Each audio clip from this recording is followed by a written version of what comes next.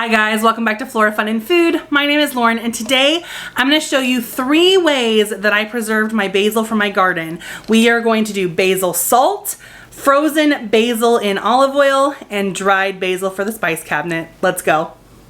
So obviously my first step was to get out into the garden and start picking all of my basil. It is getting cooler here, so some of the basil was starting to kind of die off and I didn't want to lose all of my hard work. So I ended up with 4 giant buckets full of basil this year. My favorites are here on the left. That's the tower basil. It's called like Emerald Towers, and it lasted the best out of everything and it never bolted. So I'm definitely going to use this again. It had very woody stems by the end of the season, so they were kind of hard to cut.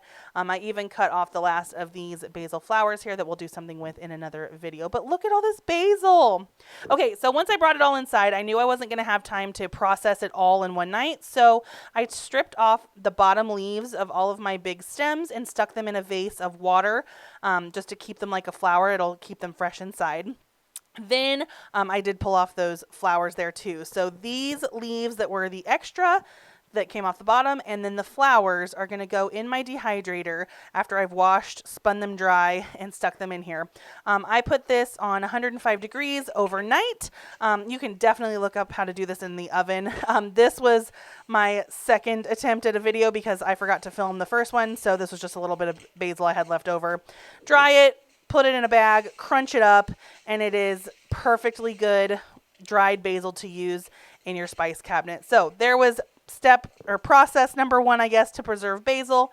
Freshly dried basil for your spice cabinet. Next up is basil salt. So you need 1 part basil leaves to 3 parts sea salt. Blend it in the food processor for 30 seconds. Lay it on a silicone mat for the dehydrator or the oven. Put it on 105 degrees in the dehydrator for 2 hours. And once it's totally dry, put it in an airtight container, and that is that. Lastly, we're going to save the rest of my basil. This looks like a ton of basil, but it dwindled down really quickly. So I am pulling just the leaves off. I don't want the stems for this because we're going to freeze this basil in olive oil just to kind of be like a quick throw it in the skillet kind of chunk. So I did chop this up nice and fine. You don't want thick stems and you don't want big leaves because it's just not a very nice texture. So once I had this all nice and chopped up, all that basil ended up fitting in 1 ice tray. So if you want a bunch, you better buy a bunch or grow a bunch like I did. So after it was all in the cubes or in the slots, I guess, I poured olive oil over it, froze it, and then when it was frozen, I stuck it in a bag. All right, now we have chunks of oil and basil ready to just toss in a skillet and start the base of a dish. I'll probably use it a lot for pasta and things like that, but it was super easy and it's a great way to save basil from the garden when you have an excess amount like I do. So I hope you guys enjoyed this video. If you did, please give it a thumbs up and head over to my channel to subscribe for more content like this. And I hope to see you again very soon. Thanks, guys. Bye.